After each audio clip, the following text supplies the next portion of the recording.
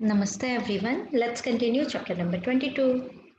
Okay, तो chapter number 21 से 22 हमारी जो मीनू है वो आ गई है अब मेरठ में वो प्रैक्टिस करने के लिए आई है उसकी वकालत की प्रैक्टिस के लिए।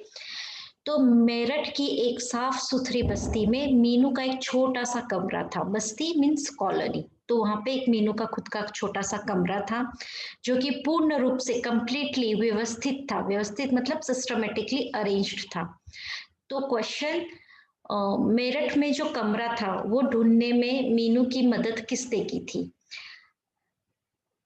मेरठ के छोटे से कमरे को व्यवस्थित किसने किया था?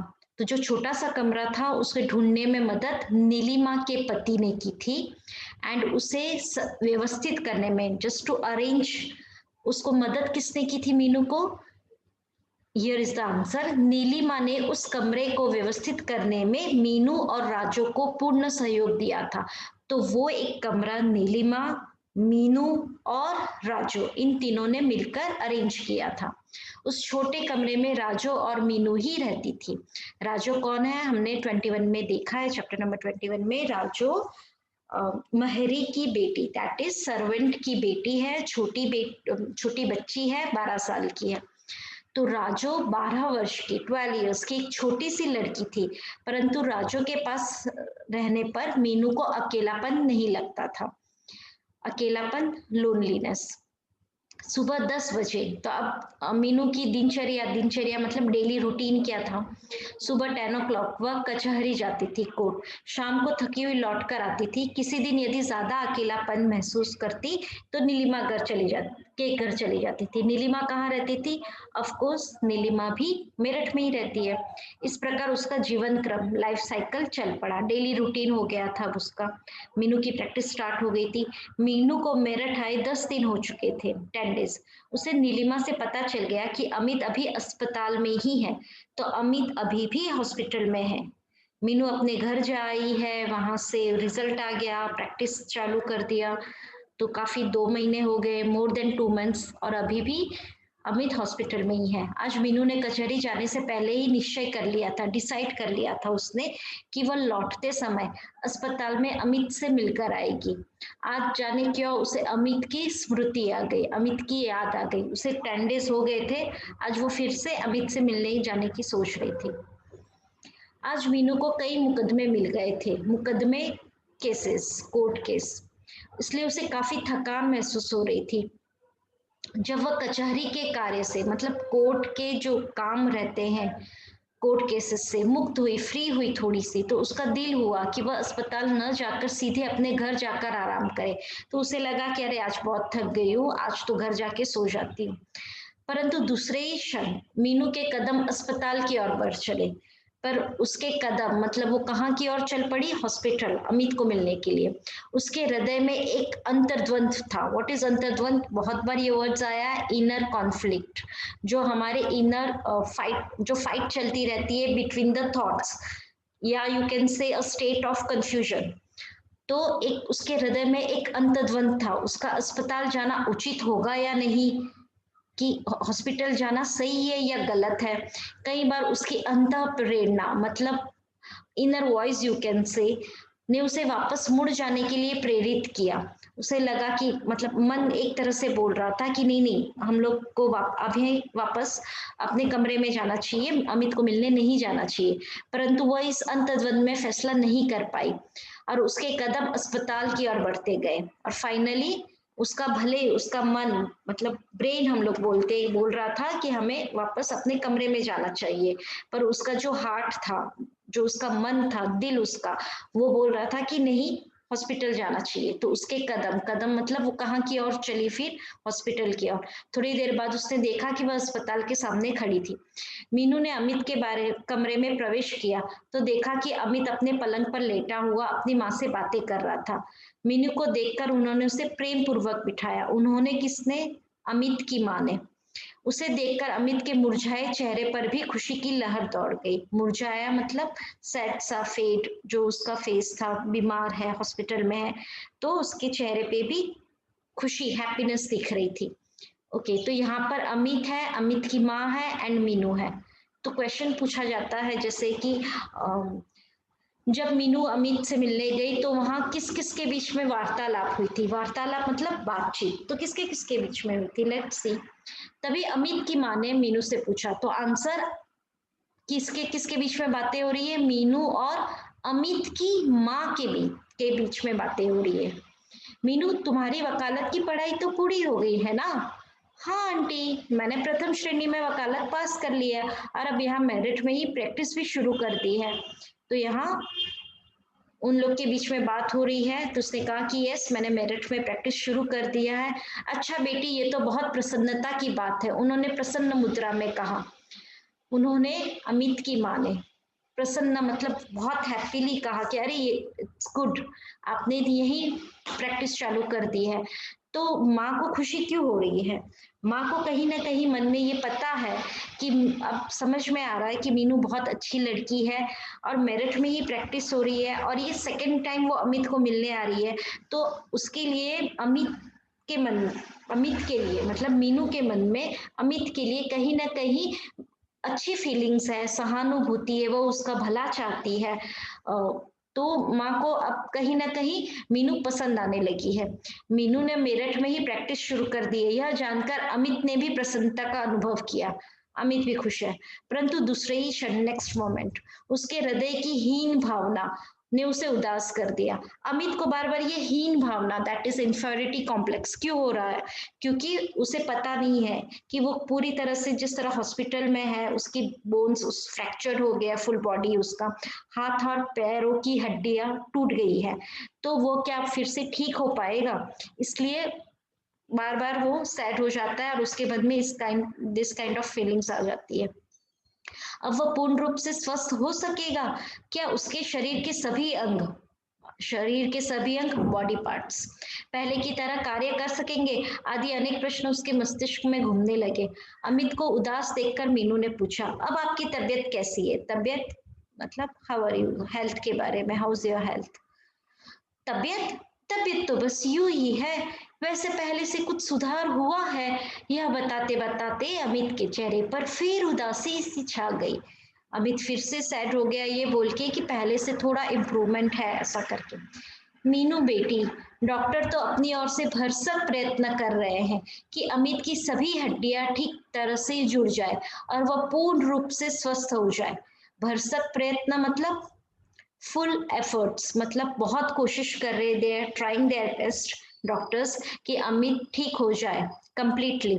फिर भी सब कुछ ईश्वर के हाथ में है, इस समय तो इसे दवा और दुआ दोनों की आवश्यकता है, मतलब medicine and best wishes prayers उसकी आवश्यकता है।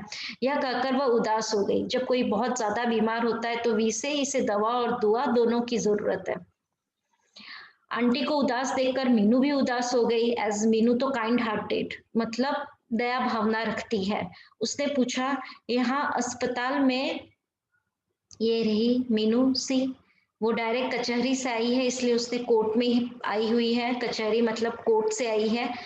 तो उसने अपना यूनिफॉर्म पहना हुआ है एंड उसकी अमित की माँ और अमित के हाथों और पैरों में फ्रैक्चर हुआ है, मतलब हड्डियां टूट गई है।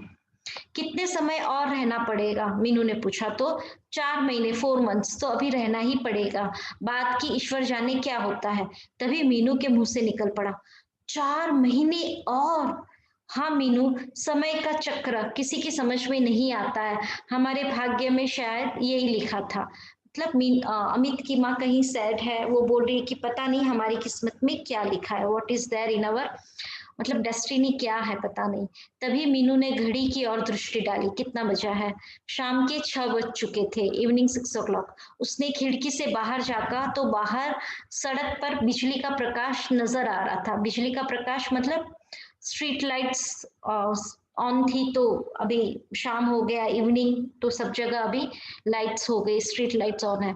उसने आंटी से चलने की आज्ञा ली, आंटी मतलब ऑब्वियसली अमित की मम्मी से चलने की आज्ञा ली और बाहर निकल आई। अब वह शीघ्र ही घर पहुंचने के लिए व्याकुल थी क्योंकि नन्ही राजो उसकी प्रतीक्षा कर रही होगी, क्योंकि इतने दिन से वो डायरेक्टली अपने घर जा रही थी, अपने कमरे की ओर जा रही थी, और आज राजो उसका वेट कर रही होगी। जैसे ही मीनू कमरे पर पहुंची तो राजो ने उससे पूछा, दीदी आज आपको बहुत देर हो गई क्या? आज कचहरी में बहुत काम था आपको? किसने किससे कहा? ये राजो ने मीनू से कहा।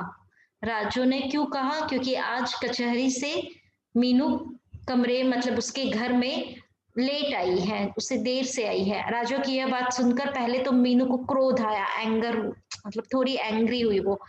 ये बच्ची कौन होती है उससे ये बात पूछने वाली? क्यों? क्योंकि पूरे दिन की मीनू थकी हुई है, अमित से मिलके आई है, उसे समझ में नहीं आ रहा है, बहुत मिक्स्ड फीलिंग्स है। तो अचानक से कोई पूछ लेता है कि अरे लेट क्यों हो गया, तो मीनू को बहुत गुस्सा आ रहा था इस बात पे। पर दूसरे ही क्षण, जस्ट नेक्स्ट मोमेंट, उसे ध्यान आया कि यही राजो तो उस समय उसका एकमात्र सहारा, ओनली, एकमात्र ओनली सहारा है, मतलब ओनली वही उसकी कंपेनियन है उस रूम में रहने के लिए। यदि राजो ना होती तो क्या वह अकेली यहाँ रह सकती थी? राजो मीनू के लिए एक थाली प्लेट में खाना लगाकर ले आई और बोली, दीदी आज आप बहुत थक गई होगी ना, इसलिए मैंने खाना तैयार कर लिया था ताकि आप आकर जल्दी ही खाना खाकर आराम कर ले। किसने कहा? याद रखिए, राजो ने कहा है। अदरवाइज इन एग्जाम्स हमें पता नहीं रहता, एंड खाना लेके आया तो हमें लगता है कि माँ ही लेके आई होगी, बट दिस इज राजो बोल रही है। राजो की इस बात में अपनेपन का कितना एहसास था, अपनेपन, अफेक्शन, बिलोंगिंगनेस। तभी मीनू बोल पड़ी, राजू तुम मेरा बहुत ध्यान रखती हो।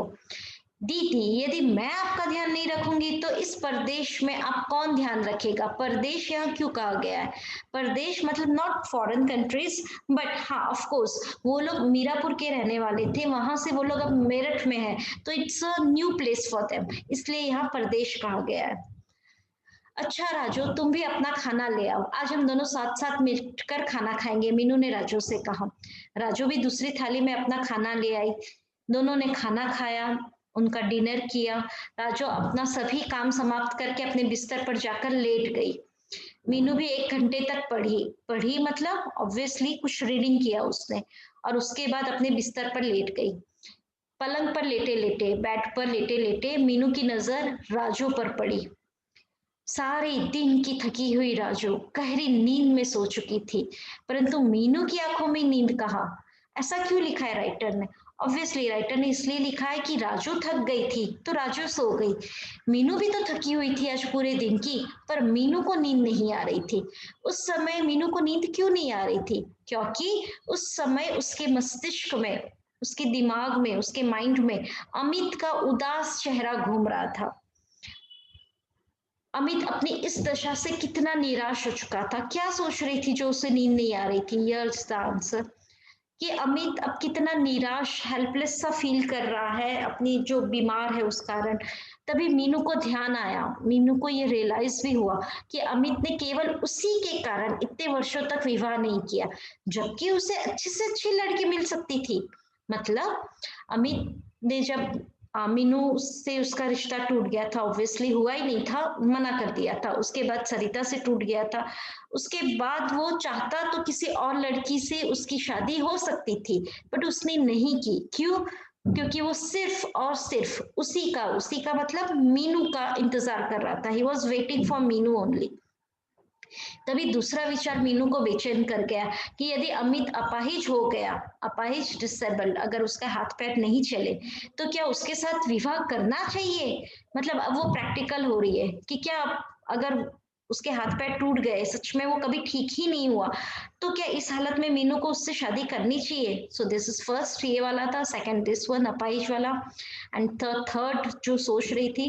परंतु यह एक्सीडेंट विवाह के बाद भी तो हो सकता था, जब अमित ने उसकी इतने वर्षों तक प्रतीक्षा की, मतलब for so many years Amit उसके लिए वेट कर रहा था, तो क्या उसके अरमानों, अरमान मतलब वो जो चाहता है कि मेरी मीनू से शादी हो, या जो उसकी इच्छा है, क्या उसके अरमानों को ठुकरा दे?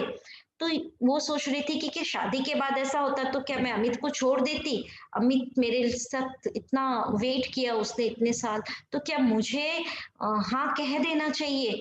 आदि अनेक बातों से मीनू का मन बेचैन हो गया, बेचैन, रेस्टलेस, और वह पलंग पर लेटी करवटें बदलती रही। कुछ देर बाद उसे नींद आ गई और फिर सुबह देर से ही उसकी आंख खुली। मतलब यही सब वो सोचते सोचते देर से वो सोई थी। Do subscribe the channel, like it, share, do comment. Happy reading. Bye bye.